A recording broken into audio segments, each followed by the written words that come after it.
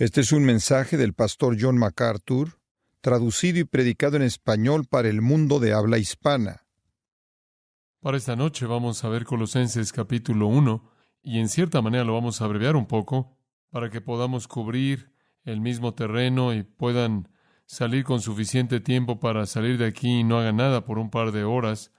Colosenses capítulo, solo quiero mantener su perspectiva, eso es todo. Colosenses capítulo 1, versículos 24 al 29, y es realmente lo que estamos estudiando en este punto en particular, y creo que si hay algo que continuamente me impacta en el ministerio al que Dios me ha llamado, o al ministerio que Dios ha llamado a cualquiera de nosotros, es que nunca hay alguna presentación eficaz de verdad divina sin una lucha. Nunca. Usted continuamente está enfrentando objetos que quieren dificultar el proceso, si no es el hecho de que la gente es sorda y no puede oír y tiene que preparar a la gente y trabajar hasta que pueda comunicarse de esa manera, o quizás está enfrentando doctrina falsa, está enfrentando herejía, está tratando con el pecado, quizás es que usted está en el campo misionero y está enfrentando usted una barrera de lenguaje o está luchando contra su propia ignorancia, pero siempre parece que conforme presentamos la verdad de Dios, siempre va a haber una lucha. El adversario siempre lo hace difícil y no es menos cierto conforme vemos el libro de Colosenses que Pablo está en una lucha aquí. Inclusive conforme él escribe esta carta a los cristianos en la ciudad de Colosas, él está escribiendo desde la prisión. La lucha en su propia vida lo ha llevado al lugar en donde él ha sido encarcelado en Roma, debido a su mensaje, debido a su predicación, debido a su proclamación de la verdad de Jesucristo. Y encima de eso, mientras que él fue prisionero de Roma, un querido hombre de Dios llamado Epafras lo visita. Epafras, sin duda alguna, es el pastor que fundó la iglesia en Colosas. Epafras le dice: Pablo, algo trágico está ocurriendo en nuestra ciudad. Nuestra gente está siendo expuesta a cosas terribles. Hay maestros que han venido a Colosas y están diciendo que Jesús no es Dios, y están diciendo que Jesucristo no puede salvar a un hombre, que Jesucristo es incapaz de llevar a un hombre a Dios. Él ni es Dios ni el Salvador. Y están enseñando legalismo ritual, están enseñando misticismo, están enseñando ascetismo, están enseñando todo tipo de cosas extrañas, incluyendo la adoración de ángeles y toda esta herejía. Epafras le dice a Pablo que está atacando la iglesia joven en Colosas. Y entonces Pablo se sienta y responde a Epafras, escribe esta carta y la coloca en la mano de Epafras y le dice: llévala a tu gente, es la palabra de Dios a ellos. Y entonces en el libro de Colosenses Pablo está confrontando la herejía con respecto a la persona de Jesucristo y su poder total para salvar. Y eso se convierte en la médula de esta carta, y eso se convierte en el tema primordial en los primeros 2 capítulos, y en los últimos 2 capítulos, la conducta de los creyentes que debe venir en respuesta a un entendimiento de quién es Cristo y lo que Él ha logrado en la salvación. Ahora es importante que el apóstol Pablo, al enviar esta carta a los cristianos colosenses, les dé algo de razón para creer en Él. Una cosa es decir algo, otra cosa es que la gente acepte lo que usted dice como la verdad. Y Pablo, al escribir a los colosenses, quería que ellos creyeran y oyeran y obedecieran lo que él dijo. Pero debido a que él no fue el pastor fundador de la iglesia en Colosas, como lo había sido en muchas otras iglesias, y ellos quizás no lo conocían tan bien, quizás algunos de ellos no lo conocían en absoluto, era importante que en algún punto en esta carta él afirmara su derecho de hablar y ser oído, y ser creído y ser obedecido. Y él hace eso en el 1, 24 al 29. Ahora, en estos versículos en particular, Pablo está diciendo: debido a quien soy yo, y debido a lo que Dios me ha llamado a hacer, hablo como hablo, esperando que ustedes oigan y me obedezcan. Es importante de manera especial. Ahora, al explicar su ministerio y su identidad como ministro de Dios, la semana pasada le dije que él da 8 características generales de su ministerio. Él dice: si quieren saber por qué estoy escribiendo como estoy escribiendo, si quieren saber que Dios me ha llamado y cómo me ha llamado y lo que me ha llamado a hacer, si quieren saber el espectro de mi ministerio y por qué estoy tratando con ustedes como lo estoy haciendo, aquí está. Ahora, la semana pasada hablamos de los primeros 4. Pablo nos da 8 características del ministerio. Ahora comencemos al repasar las primeras 4 de manera rápida. Número 1, tenemos la fuente del ministerio. La fuente del ministerio. Observe el versículo 23 al final. Yo, Pablo, fui hecho ministro. Entonces la fuente está fuera del hombre. Yo no me hice un ministro, yo fui hecho un ministro. Versículo 25, de la cual fui hecho ministro, según la responsabilidad, por así decirlo, dada a mí por parte de Dios. Dios me hizo un ministro. La fuente de cualquier ministerio, amados, es Dios. Es Dios quien nos llama. Es Dios quien nos concede su Espíritu. Es Dios quien nos dirige al ministerio que quiere para nosotros. Es Dios quien por su Espíritu nos da los dones del Espíritu para que podamos ministrarlos, y entraremos en eso en una semana o dos a partir de nuestro estudio de 1 Corintios 12, en el que estaremos entrando. Es Dios quien nos equipa fisiológicamente. Es Dios quien nos da capacidades, humanamente hablando, para operar en áreas que Él diseña para nosotros. Es Dios quien nos llama a un ministerio. Por lo tanto, cualquier ministerio que yo tengo, cualquier don que tenga, cualquier capacidad que tenga, es una administración que se me ha encomendado por parte de Dios para devolvérsela en fidelidad. No nos llamamos a nosotros mismos al ministerio. Yo no escogí ser un ministro, y usted sabe, he compartido mi testimonio con ustedes acerca de eso. Dios simplemente me expulsó de un auto y me envió derrapándome en una autopista a varios metros y dijo: niño, estás en el ministerio. Y yo dije: estoy de acuerdo. Y eso fue todo. Dios me colocó en el ministerio. Llegué al lugar en mi vida cuando terminé con mis días de universidad y tuve la oportunidad en ese entonces de tener el privilegio de probar con los Ángeles de Los Ángeles, o la oportunidad en ese entonces, estaban en Los Ángeles, ahora están en Anaheim, la oportunidad de hacer pruebas con un par de equipos profesionales de fútbol americano, y ni siquiera hubo una decisión en ese punto en mi vida. Fue claro, y me acuerdo diciéndole al entrenador: mire, le agradezco por estas cosas, pero no me interesa en absoluto. Dios me ha llamado al ministerio, y esa es la razón por la que estoy aquí. Y Dios hizo suficientes cosas en mi vida para confirmarme eso, sin duda alguna. Sin duda alguna. Dios me llamó al ministerio. Ahora, así es en el ministerio. Así es como debe ser.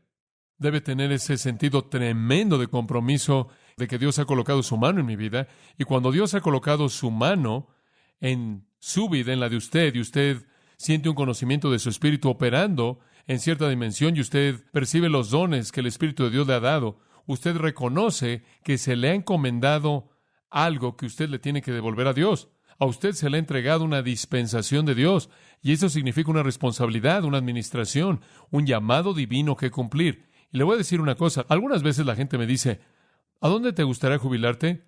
Y siempre digo: ¿jubilarme de qué? ¿Jubilarme de enseñar la Biblia? ¿Jubilarme de hablarle a la gente de Cristo? ¿Qué haría? Yo sería un miserable culpable. Prefiero estar muerto que jubilarme. Esta es una dispensación que Dios me ha dado. Cuando Pablo llegó al final, él dijo: Señor, ya acabé. No quiero jubilarme. Quiero morir, porque si se acaba, yo prefiero estar antes contigo que estar ahí en algún hotel.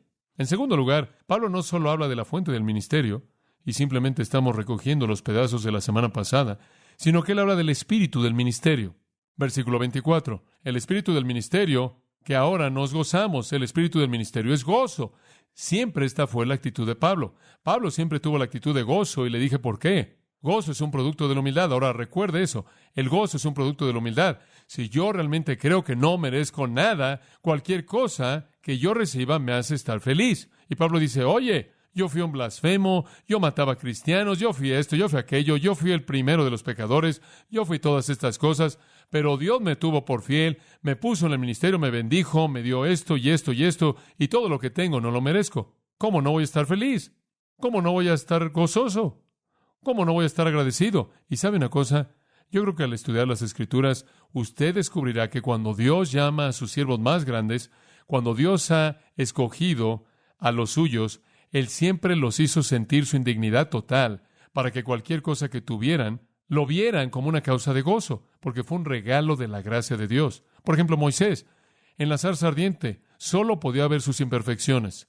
¿Se acuerdan de eso? Él dijo: ¿qué vas a hacer? Él no podía hablar. Y Dios le dice: mira, tú estás bien, pero yo hice tu boca y voy a hacerla operar.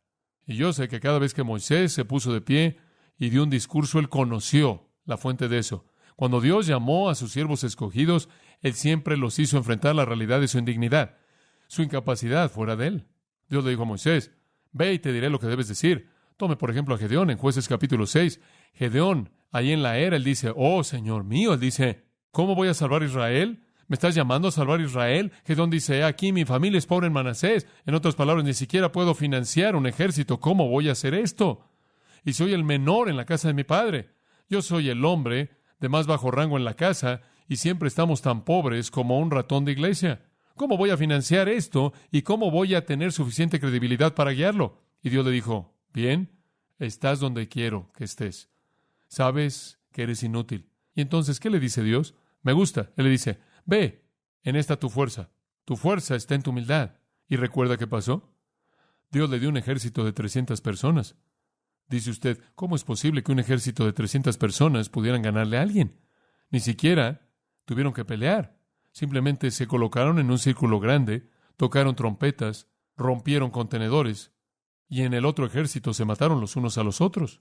Isaías fue al templo en Isaías capítulo 6, y él vio la gloria de Dios, y él dijo, yo soy hombre ¿de qué? De labios inmundos, y vivo en medio de pueblo de labios inmundos. Y un ángel vino del fuego y tomó un carbón y tocó su lengua, el símbolo de purificación, y de pronto él oyó la voz de Dios y él dijo, ¿qué? Heme aquí, Señor, envíame a mí. Como puede ver, Dios quiso mostrarle que él no era nada, y Dios quiere que toda persona que él llama al ministerio, a cualquier ministerio, que hagan ese reconocimiento inicial de que son inútiles fuera de lo que Dios quiere hacer. Pedro en la costa de Galilea. Dios tenía muchos planes para Pedro, y en la costa de Galilea vio la gloria del Señor y el milagro de los peces. Y cuando él vio a Jesús mostrar su poder creador divino, él dijo, apártate de mí, porque soy, ¿qué? Hombre pecador, oh Señor. Aléjate, Señor, ni siquiera merezco estar en tu presencia. Y Jesús lo vio y le dijo, eso es bueno, Pedro. A partir de ahora vas a pescar hombres. Eres exactamente el tipo de persona que puedo usar. Como puede ver, en todos los siervos que Dios escoge, Dios tiene que llevarlos a un sentido de indignidad, un sentido de pecaminosidad, un sentido de ineptitud y un sentido de que no merece nada porque eso se encuentra en el corazón mismo del gozo. Y después todo lo que sucede es causa de gozo. Y Pablo, como el resto, no mereció nada, sino que todo lo que él recibió de Dios, Dios se lo dio y fue causa de gozo. Y le voy a decir una cosa. En el ministerio, mientras que usted mantenga una humildad, usted puede mantener un gozo. Pero tan pronto como usted comienza a pensar que usted no tiene lo que usted merece, usted es un mejor hombre de lo que usted está recibiendo, usted está en muchos problemas. Entonces usted se amarga, entonces se empieza a quejar y ha perdido el gozo del ministerio. Conozco a personas que han perdido el gozo del ministerio. Las conozco. Cristianos que están cansados de servir al Señor. ¿Y sabe por qué? Porque creen que deben tener una mejor situación de la que tienen. Y la realidad es que ninguno de nosotros merece algo. Lo tercero que estudiamos la última vez, el sufrimiento del ministerio. No solo la fuente del mismo y el espíritu del mismo gozo, sino el sufrimiento del mismo. Él dice en el versículo 24, me gozo en mi sufrimiento por vosotros y cumplo el resto de las aflicciones de Cristo en mi carne por causa de su cuerpo, el cual es la iglesia. Él dice, miren, el sufrimiento del ministerio es este. Voy a tener que sufrir, porque el mundo no ha terminado de perseguir a Cristo, debido a que el mundo no puede llegar a Cristo porque Él no está aquí.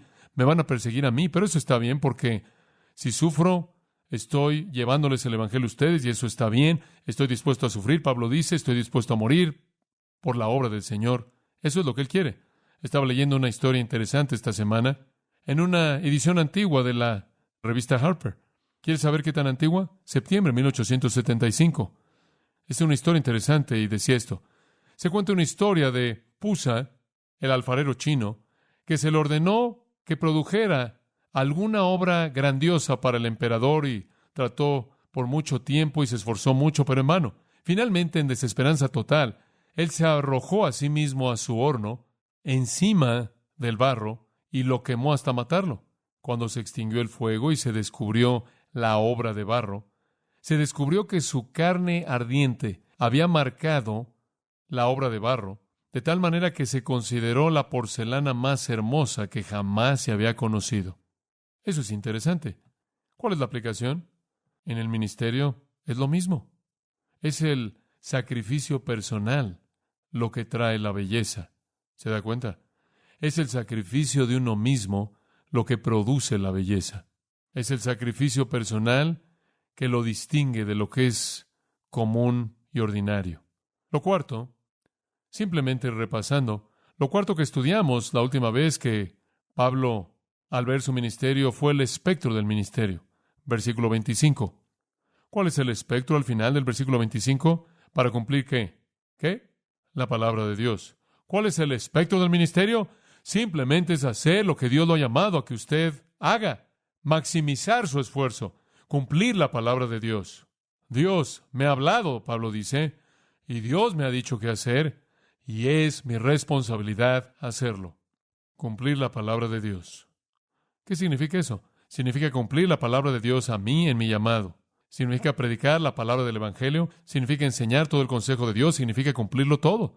Hacer lo que Dios quiere que yo haga al proclamar su verdad. Eso es cumplir la palabra de Dios. Pablo dice, el aspecto de mi ministerio es simple. Simplemente voy a hacer lo que Dios me dice que haga. Simplemente voy a obedecerlo. Voy a proclamar su palabra a los incrédulos. Voy a enseñar su palabra a los creyentes únicamente en la manera en la que Él quiere que lo haga y únicamente en el lugar que Él quiere que lo haga. Y Pablo sabía cuál era su llamado porque Dios le dijo, irás a los gentiles y serás mi apóstol a los gentiles.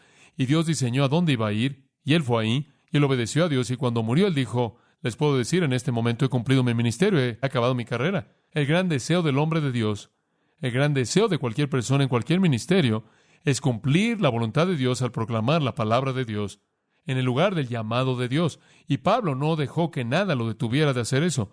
Absolutamente nada detuvo al apóstol Pablo de hacer lo que él sabía que Dios quería que hiciera.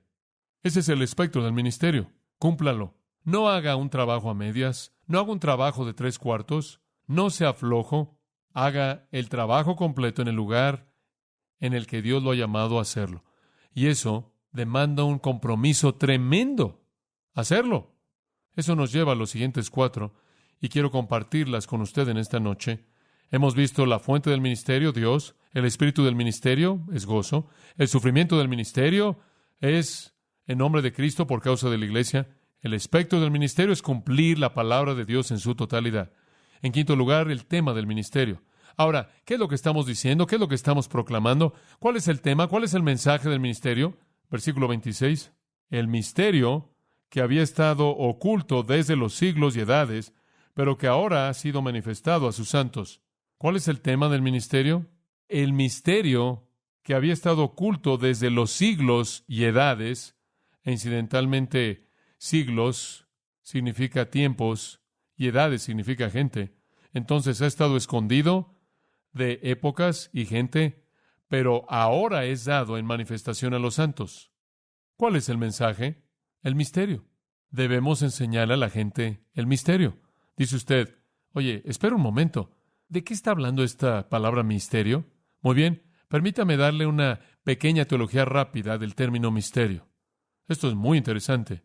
En primer lugar, Dios siempre ha mantenido algunos secretos. ¿Sabía usted que Dios siempre ha sabido algunas cosas que solo Él sabe? ¿Y usted nunca las conocerá? Nadie jamás las conocerá más que Dios. Deuteronomio 29:29. Es un gran versículo, nunca lo olvide. Es el que siempre uso cuando no puedo responder una pregunta. Deuteronomio 29:29. Las cosas secretas pertenecen a Jehová. Es uno útil. Las cosas secretas pertenecen al Señor. ¿Se da cuenta? Entonces Dios tiene algunos secretos que nunca le cuenta a nadie, y ahí es donde nuestra inteligencia termina y la de Dios comienza. En segundo lugar, Dios tiene algunos secretos que le revela a personas especiales a lo largo de la historia. No todo el mundo las conoce, solo personas especiales. Dice usted, ¿quiénes son? Salmo 25:14. El secreto de Jehová está con ellos que le oyen. Proverbios 3:32. Su secreto está con los justos. Escuche, hay algunas cosas que solo Dios conoce.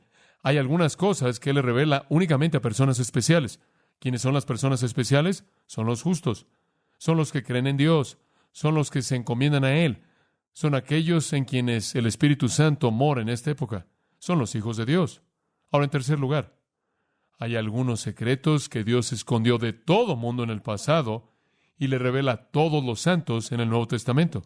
Esos son los misterios. Entonces, si usted ve la palabra misterio en la Biblia, ¿qué es? Es algo que nunca fue revelado en el Antiguo Testamento a nadie, pero ahora es revelado en el Nuevo Testamento a todo mundo, toda persona que es cristiana, toda persona que es una santa. Observe el versículo 26 con eso en mente. El misterio que fue escondido de los santos del Antiguo Testamento, que había sido escondido de tiempos y generaciones, pero ahora ha sido manifiesto a sus santos. ¿Cuál es entonces, John? ¿Cuál es? El misterio es el Nuevo Testamento, la revelación de Cristo encarnado, la historia de Dios convirtiéndose en hombre, de Dios en carne humana. Ese es el misterio, secreto sagrado. Y ese misterio se ve de muchas maneras. Hay otros misterios en el Nuevo Testamento, el misterio de la iniquidad, leyó de eso, el misterio del rapto, el misterio de Babilonia en Apocalipsis 17, alguna forma de maldad que nunca antes había sido revelada antes, la iglesia no es vista en el Antiguo Testamento, el misterio de la novia en Efesios capítulo 5, el Antiguo Testamento nunca vio un nuevo grupo como la nueva novia del Mesías fuera de la nación Israel, el misterio de la incredulidad de Israel. El Antiguo Testamento nunca vio una época cuando Israel abandonó totalmente a Dios. El misterio de la piedad, el misterio de la encarnación, los misterios del Nuevo Testamento. Eso es lo que Pablo está diciendo. ¿Cuál entonces es el tema de nuestro ministerio? Es la totalidad de la revelación del Nuevo Testamento. Dice usted, ¿no debemos enseñar el Antiguo Testamento? Claro, eso ni se tiene que decir, pero la totalidad de nuestro mensaje son todos los misterios del Nuevo Testamento que hacen que el Antiguo Testamento sea significativo. ¿Sabe que si alguien en la actualidad creyera toda palabra del Antiguo Testamento y rechazara el Nuevo Testamento, estaría condenado al infierno? ¿No es cierto? ¿No es cierto? Ese es el punto. ¿Cuál es nuestro mensaje? Es el mensaje de que las promesas del Antiguo Testamento se han vuelto verdad en el Nuevo Testamento, en Cristo. Ese es el misterio. Esto es lo que estuvo escondido antes, pero ahora es revelado. Entonces, él no usa la palabra misterio en el sentido de alguna enseñanza secreta o algún rito o ceremonia escondida de las masas y revelado únicamente a una élite exclusiva. No algo así como las religiones de misterio de Babilonia. No es algo místico. El misterio es meramente algo que en el pasado estuvo escondido, que es revelado en el Nuevo Testamento. Es el misterio de la iniquidad. Esto es ver la iniquidad de una forma masiva como nunca antes había sido vista en el pasado. O el misterio de la iglesia, algo no visto. O el misterio de Dios en carne humana. Todo es el misterio que debemos enseñar. Ahora observe el versículo 27. A quienes Dios quiso dar a conocer, esto es a los santos, a quienes Dios quiso dar a conocer las riquezas de la gloria de este misterio entre los gentiles, que es Cristo aquí está el misterio, que es Cristo en vosotros, la esperanza de gloria. Ahora, hay muchas cosas diferentes que son llamadas un misterio en el Nuevo Testamento, pero la primordial que Pablo apunta aquí es Cristo en vosotros. En el Antiguo Testamento los judíos sabían que el Mesías estaba por venir. Se les dijo eso. Lo que realmente nunca supieron es que el Mesías no solo vendría, sino que él viviría en los cuerpos mismos de los suyos. Lo que no sabían era que su cuerpo y mi cuerpo se convertiría en el templo del Dios viviente. No sabían eso. Eso fue un misterio. Y ese es el mensaje que debemos anunciarle al mundo. Que todo hombre tiene una esperanza de gloria, gloria manifestada ahora y una esperanza de gloria futura con Dios debido a Cristo en nosotros. Él dice, miren, en el versículo 27, él dice, Dios quiere que los santos conozcan las riquezas de la gloria del misterio. Me gusta el hecho de que aquí usa eso. Le encanta hablar de riquezas. Él cree que es tan rico. Él realmente no tenía nada. Él estaba ahí haciendo tiendas para ganarse la vida. Sin embargo, él siempre está hablando de cuán rico es. Las riquezas. ¿Las riquezas de qué? De la gloria de este misterio, el cual es Cristo. ¿Qué quieres decir? Digo, debido a que tengo a Cristo, yo soy ¿qué? Rico. Soy rico. Y escuche, aquí está lo que es fantástico, que los judíos nunca vieron en el Antiguo Testamento. Las riquezas de la gloria de este misterio entre los ¿qué? Gentiles. Esos somos nosotros. Ellos pudieron haber entendido que el Mesías estaba relacionado con Israel, pero nunca entendieron la relación de un Mesías que vivía en los gentiles. Esta es la iglesia, este es Cristo viviendo en nosotros, su iglesia. Cuán ricos somos, cuán ricos nos hemos vuelto. Este se convierte en un tema en el corazón de Pablo conforme habla una y otra vez de riquezas. En Efesios 1:18, los ojos de vuestro entendimiento sean iluminados para que sepáis cuál es la esperanza de su llamado y las riquezas de la gloria de su herencia en los santos. Riquezas. En el capítulo 3 de Efesios, versículo 16, para que os conceda, según las riquezas de su gloria, el ser fortalecido con poder por su Espíritu en el hombre interior. Somos ricos porque como gentiles, porque como la iglesia, Cristo está en nosotros. Y este es el mensaje, este es el tema del ministerio, decirle a la gente, oye, ¿sabías que el Dios viviente quiere venir y vivir en tu vida? ¡Qué realidad tan fantástica! ¡Qué concepto tan emocionante! En Efesios 3:4, Pablo dice, pueden entender mi conocimiento en el misterio de Cristo, el cual en otras épocas no fue dado a conocer a los hijos de los hombres, como ahora es revelado a sus apóstoles santos y profetas por el Espíritu. ¿Cuál es el misterio? Que los gentiles deben ser coherederos y ser participantes del mismo cuerpo de su promesa por el Evangelio. El misterio es que judío y gentil son coherederos para recibir y poseer a Dios dentro de ellos. Ese es nuestro mensaje. Y esto estaba ardiendo en mi corazón ayer. Estaba pensando, tenemos que anunciarle al mundo que Dios puede vivir en ellos. Y sabía que el primer grupo de personas al que le iba a hablar iba a recibir ese mensaje. Porque cuando tengo algo en mí, eso sale. Y tuve un privilegio excepcional anoche de estar ahí con el equipo de los Dodgers de béisbol. Después de que tuvieron una práctica de bateo y hablé con ellos. Adivinen de qué les hablé. ¿Saben que el Dios viviente quiere vivir en ustedes? Ese fue mi mensaje. ¡Qué verdad tan emocionante! Y dije, miren, si están buscando un recurso divino para la vida, si están buscando compasión divina para el fracaso, si están buscando poder, si están buscando entendimiento, si están buscando salvación, si están buscando esperanza para el futuro, Dios quiere vivir en ustedes. ¿Qué más puedes pedir? Este es el mensaje, este es el tema del ministerio.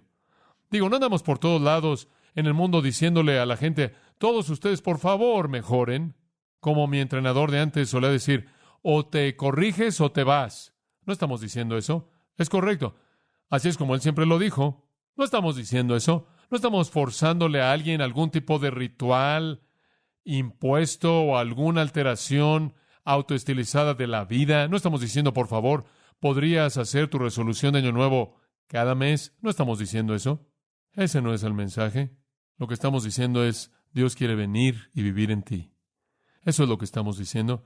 Somos ricos porque Cristo está en nosotros. Y eso es ser rico.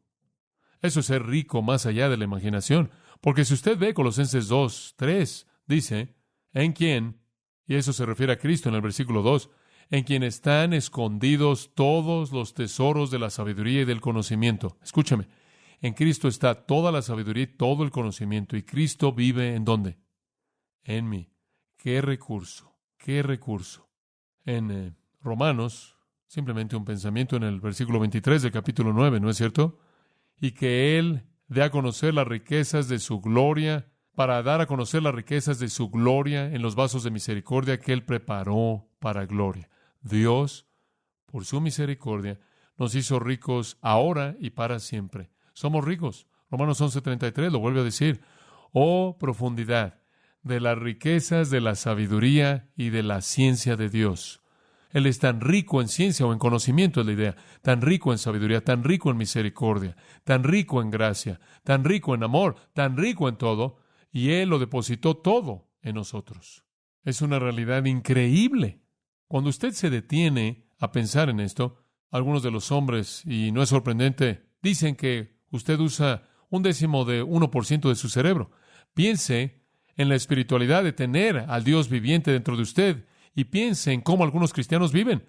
Viven como pordioseros, con todo ese recurso. Pablo oró en Efesios 3:19 que fuéramos llenos de toda la plenitud de Dios, para que todo el recurso y poder disponible fuera usado. Ese es nuestro mensaje. Ese es el tema del ministerio, que la esperanza para el honor del hombre ahora y la garantía para la honra o gloria del hombre en el futuro es el Cristo que vive en nosotros. Él es el poder ahora y Él es el que garantiza la seguridad futura con Él. En Efesios 3:17 Él dice, Cristo mora en nuestros corazones. El Dios viviente, ni siquiera puedo profundizar en ese principio.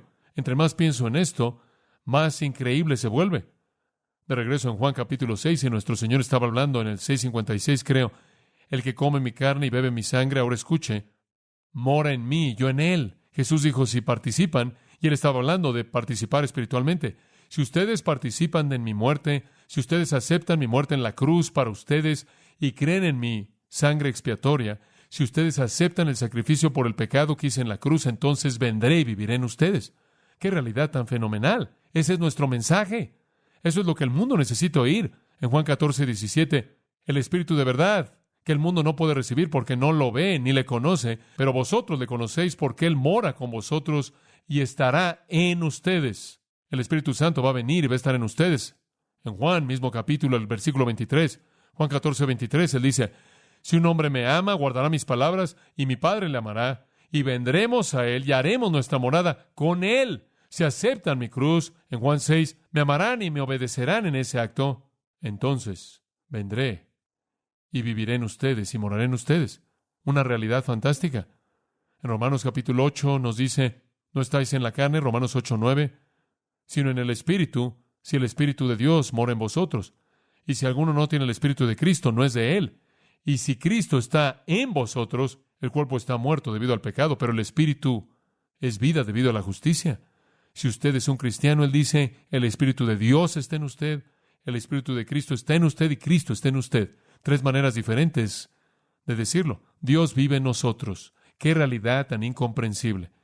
Otro pensamiento, 2 Corintios 6:16, no puedo resistir esto, me encanta. Él dice, vosotros sois templo, 2 Corintios 6:16, vosotros sois templo del Dios viviente. Ahora escuche, vosotros sois templo del Dios viviente, como Dios ha dicho, moraré en ellos y caminaré en ellos, y seré su Dios, y ellos serán mi pueblo. Énfasis en los pronombres personales. Yo moraré en ellos, andaré en ellos, y entonces Pablo dice, con Cristo estoy juntamente crucificado. Mas no vivo yo, mas Cristo vive ¿en dónde? En mí. Simplemente sorprendente. Ese es el tema del ministerio. Y esa es la esperanza de gloria. ¿Y qué quieres decir con la frase la esperanza de gloria, Pablo?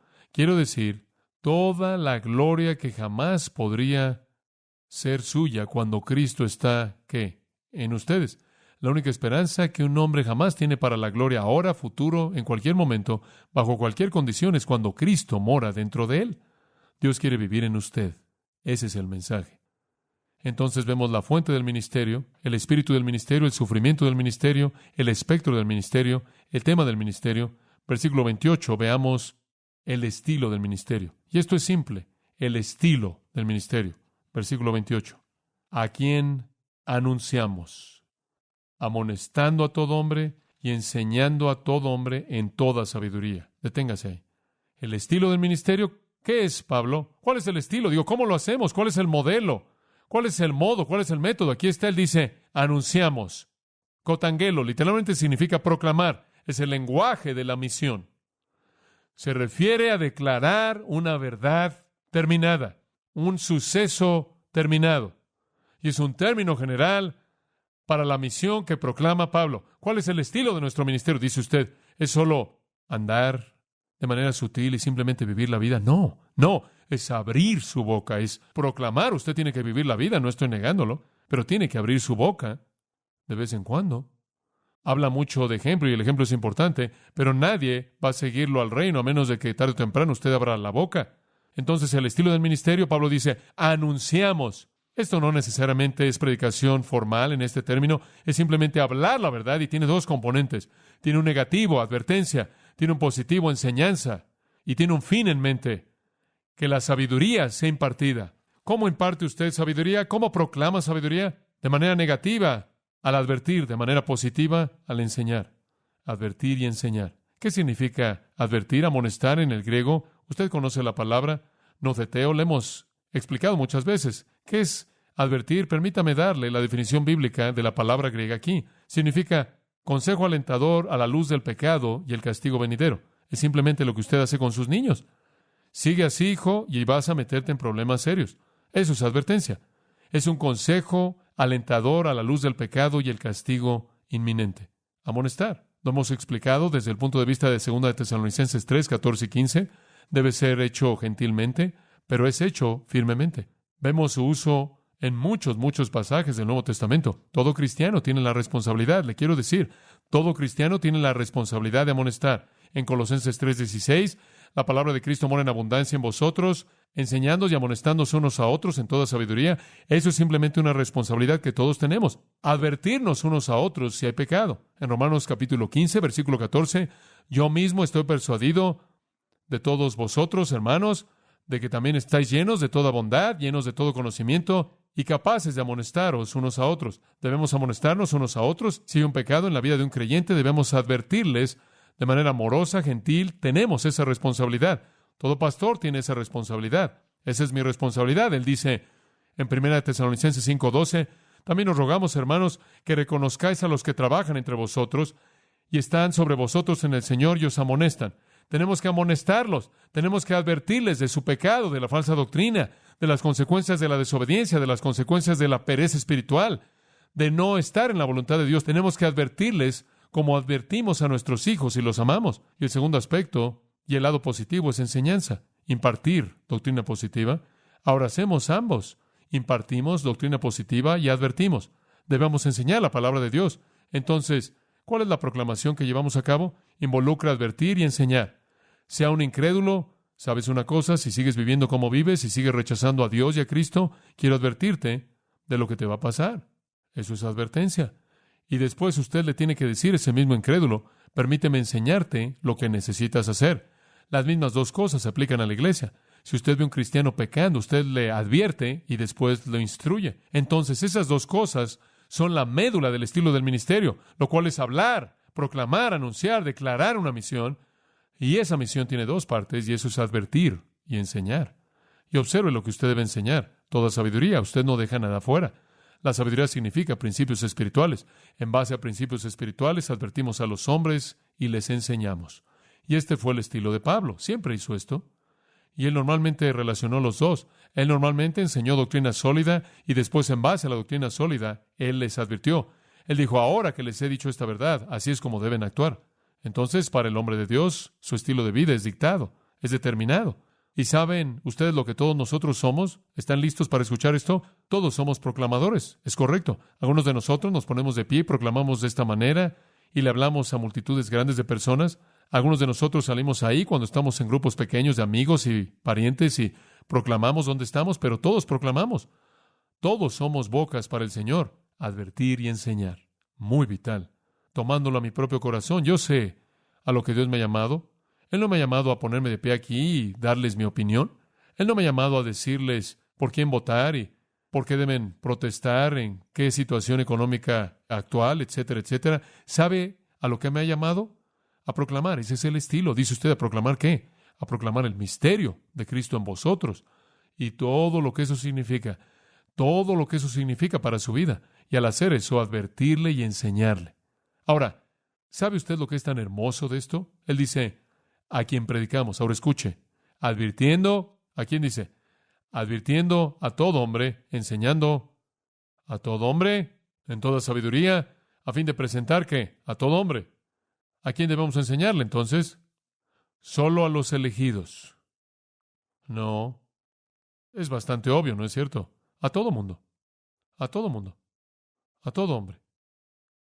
Escuche, seamos proclamadores. Si toda persona en esta congregación simplemente saliera y dijera, esta es la semana de proclamación, yo abriré mi boca, no solo dejando pequeños folletos en la mesa y escurriéndose, hablaré por el Señor. ¿Sabe usted lo que pasaría? Simplemente este pequeño grupo aquí causaría que se sacudiera este valle y sería increíble. Hagámoslo esta semana de proclamaré con mi boca y advertiré acerca de la conducta negativa y enseñaré verdad positiva. Ahora esto, podría partir de aquí y hablar de muchas cosas. Eso es lo que el predicador siempre dice cuando se le acabó el material, ¿verdad? Porque en mi corazón me gustaría aplicar esto al pastor, pero voy a hacer eso a un lado y simplemente dejar la aplicación con usted. Pero tiene mucha aplicación al hombre en el púlpito, enseñarle a todo el mundo la palabra de Dios y en su totalidad, en toda sabiduría. Necesitamos proclamar toda la palabra de Dios. Necesitamos proclamar toda la palabra de Dios. Y esa es la razón por la que debemos tener una respuesta para todo hombre que nos pregunta, sea cual sea la pregunta que tenga. Bueno, vayamos al séptimo punto. El resumen del ministerio. El resumen del ministerio. Cuando todo se ha dicho y hecho, ¿a qué lleva? ¿Cuál es la meta, el objetivo, el resumen de todo? Versículo 28, al final del versículo. Leamos todo el versículo. A quien anunciamos, amonestando a todo hombre y enseñando a todo hombre en toda sabiduría, a fin de presentar perfecto en Cristo Jesús a todo hombre. Aquí está. ¿Cuál es la siguiente palabra? Perfecto, maduro en Cristo. ¿Cuál es la meta del ministerio? La madurez de los santos, ¿no es cierto? Efesios capítulo 4. Él dio a la iglesia algunos apóstoles, profetas, evangelistas, pastores, maestros, a fin de perfeccionar a los santos. Efesios 4:12, para llevar a la gente a la madurez. Queremos edificar a la gente, queremos llevar a la gente a la madurez. Esto es lo que el Espíritu Santo está tratando de hacer. Gálatas 3:3, habiendo comenzado en el Espíritu, ¿van a ser perfeccionados por la carne? Escuche, deje que el Espíritu haga su obra y Él lo hará a usted perfecto. Se indica que ese es su ministerio. Al final del libro de Hebreos, en Hebreos 13:21, Él dice, el Señor Jesús os perfecciona en toda buena obra para que hagáis su voluntad, haciendo lo que es agradable a sus ojos. Ese es el objetivo del ministerio. No solo llevar a la gente a Cristo, sino llevarlos en Cristo a la madurez, para que ellos también puedan reproducirse, para que ellos también puedan proclamar en toda sabiduría, para que ellos también puedan saber algo que le puedan contar a alguien más. Muy, muy, muy importante. En Filipenses capítulo 3, y simplemente le voy a dar un par de versículos, quitando algunos aquí. Capítulo 3:12. No que lo haya alcanzado ya, ni que ya sea perfecto, sino que sigo. Él dice, no he terminado, Pablo dice, pero con toda certeza voy en esa dirección. ¿Qué es la perfección? Permítame darle varias definiciones. ¿Qué es la madurez en la vida cristiana? ¿Cuál es el punto de la perfección? Ser como ¿quién? Cristo. ¿Alguien está ahí? ¿No? ¿Alguien va ahí? Estoy en proceso, progresando, estoy en el camino. Y entre más me acerco, parece que está más lejos. Dice usted, John, ¿cómo llegas ahí? Toda la Escritura es inspirada por Dios, 2 Timoteo 3:17, y es útil para enseñar, redarguir, corregir e instruir en justicia a fin de que el hombre de Dios sea ¿qué? Perfecto. ¿Cómo llega usted ahí? Usted llega ahí porque toma este libro y lo hace parte de su vida. Aquí está. Este es su alimento. Un niño madura porque come. Un cristiano madura porque se alimenta de la palabra de Dios. Esa es la meta. La meta es llevar a la gente a la madurez. ¿Sabe una cosa? Esto es lo que estaba en el corazón de Epafras. Vaya al capítulo 4, versículo 12. Este hombre es el que le trajo a Pablo el mensaje. Observe lo que le preocupaba. Epafras, quien es uno de vosotros, un siervo de Cristo, os saluda, siempre laborando fervientemente por vosotros en sus oraciones, para que estéis perfectos y completos en toda la voluntad de Dios. Él dice, Epafras, quien es uno de ustedes, un siervo de Cristo, los saluda, siempre laborando fervientemente por ustedes en oración, para que ustedes estén perfectos y completos en toda la voluntad de Dios. Él dice, Epafras tiene esta gran carga por ustedes, para que sean completos. Esto es lo que está en su corazón. Esto es lo que está en su corazón. Y eso es lo que está en mi corazón. Y no solo algunas personas, sino que a fin de que presentemos a todo hombre perfecto en Cristo. Ahora piensen esto. Aquí está el cristianismo haciendo una afirmación que es atemporal y trasciende las culturas, una afirmación que es asombrosa. Y la afirmación es esta, que en Jesucristo está la capacidad para la perfección para toda persona, en toda época, en toda sociedad. Increíble. Walter Lippmann dijo esto, hasta hoy ningún maestro jamás ha aparecido quien tuvo la suficiente sabiduría para saber cómo enseñar su sabiduría a toda la humanidad. De hecho, los grandes maestros nunca han intentado hacer algo tan utópico. Estaban bastante conscientes de cuán difícil es la sabiduría para la mayoría de los hombres y han confesado que la vida perfecta solo fue para unos cuantos. Fin de la cita. Es ridículo. Pablo dice, predicaremos y advertiremos a todo hombre en toda sabiduría, a fin de presentar que a todo hombre perfecto en Cristo. Escuche, el Señor Jesucristo puede perfeccionar a todo hombre. No todo hombre puede dominar toda arte, no todo hombre puede dominar toda disciplina. Hay algunos que son ciegos, hay algunos que tienen problemas mentales, hay algunos que son ignorantes, hay algunos que no están preparados, hay algunos que no tienen la capacidad, hay algunos que son débiles, y algunos de todos ellos constituyen el cuerpo de Jesucristo. Hay una realidad para todo hombre, Jesucristo, y Él algún día los hará a todos ellos como Él mismo. Increíble. Finalmente, hemos visto la fuente, el espíritu, el sufrimiento, el espectro, el tema, el estilo y el resumen del ministerio. Y dice usted, John, ¿me quieres decir que tengo que hacer todo eso? ¿Ese es mi ministerio? Dice usted, ¿cómo? Número 8, la fuerza del ministerio. ¿Cómo lo va a hacer? ¿Cree que lo puede hacer? La fuerza del ministerio. Y dice usted, John, ¿cómo lo voy a hacer? Versículo 29. Primero, para lo cual también trabajo. Punto 1. Si usted lo va a hacer, va a tener que, ¿qué? Que trabajar duro. Dice usted, sí, parece que sí. La palabra trabajo significa trabajar hasta el punto de estar agotado, de estar exhausto. Algunas veces la gente me dice, John, estás trabajando demasiado duro. Trabajas demasiado duro. Vas a meterte en problemas. Y lo que tengo en la mente siempre es lo mismo. Oh, no. Probablemente no estoy trabajando lo suficientemente duro.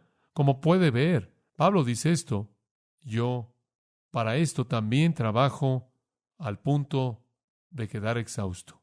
Conozco un poco de eso, probablemente no como Pablo, pero sé lo que es estar cansado en hacer lo correcto, sé lo que es estar muerto en términos de cansancio, sé lo que es trabajar, también sé lo que es no trabajar. Y le voy a decir una cosa, yo preferiría ser como David Brainerd y Henry Martin, quienes prefiriendo quemar mi vida y terminar muerto, habiéndome agotado por el Señor, que tratar de irme tranquilamente y no poder hacer lo que Dios quiso que yo hiciera.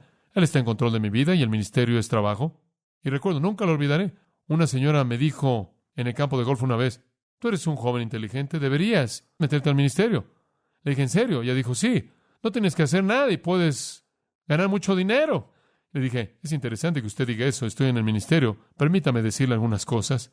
Ahora Pablo dijo, trabajo duro, yo tengo cicatrices por todo mi cuerpo, he sido apedreado, golpeado con varas, he dormido en los lugares más raros, he naufragado, he estado en la cárcel, he estado en el cepo, he peleado contra la fornicación entre los tesalonicenses, peleé contra la contención y más fornicación y fanatismo y litigios entre los corintios, peleé contra el vicio y la herejía entre los colosenses, peleé contra el legalismo entre los gálatas y golpeo mi cuerpo todo el tiempo para ponerlo en servidumbre. Trabajo con mis dedos hasta el hueso para ganarme la vida y la vida de toda persona que viaja conmigo. Esto no es fácil. Y le voy a decir algo. Si usted cree que puede cumplir algún ministerio sin trabajar, usted está mal. Demanda trabajo, demanda esfuerzo, demanda simple esfuerzo.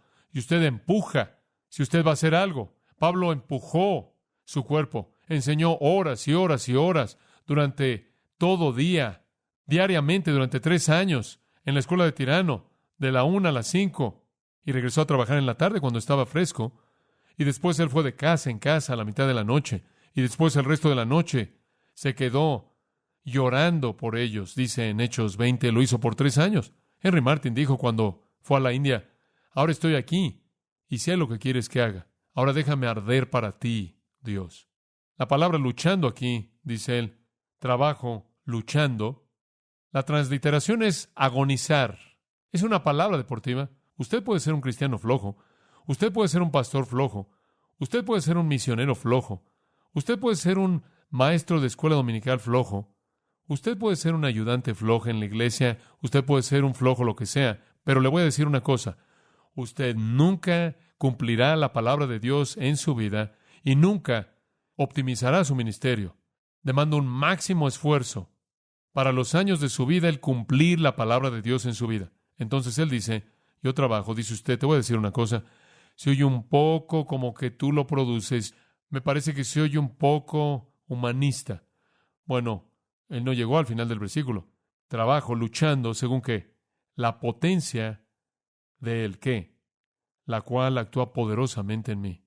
No estoy solo en esto, claro, tengo que trabajar duro, claro que lo hago, pero ¿sabe una cosa? La única manera en la que puedo trabajar duro es en su energía, en su poder.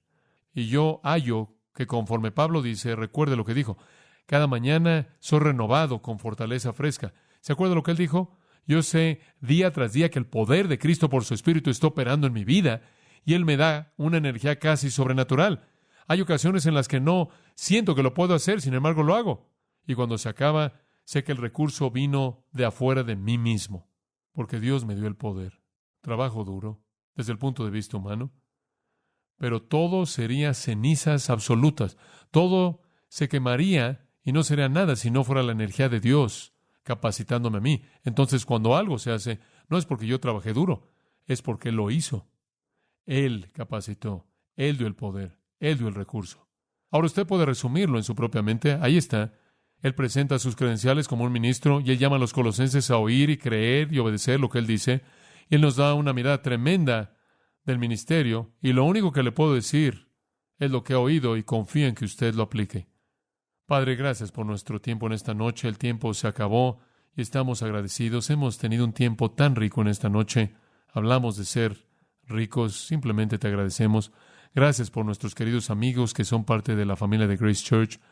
Y simplemente te damos gracias porque los has enviado a nosotros y queremos ministrarles. Gracias por aquellos que fielmente estuvieron apoyándolos para que sean parte de nosotros, por el ministerio que tienen al cumplir y laborar para cumplir lo que los has llamado a hacer. Lloramos, Señor, porque seamos tan fieles como aquellos que han establecido el patrón para nosotros, como el apóstol Pablo y otros, para que cumplamos todas las características del ministerio, para que tú te agrades, para que tú seas glorificado. Danos un sentido continuo de nuestra propia indignidad e incapacidad, para que siempre tengamos gozo en cualquier cosa que hagas a través de nosotros. Te damos gracias en el nombre de Cristo. Amén. Para más información sobre los mensajes y libros del pastor John MacArthur y de los derechos legales de los mismos, puede acceder a la página en gracia.org.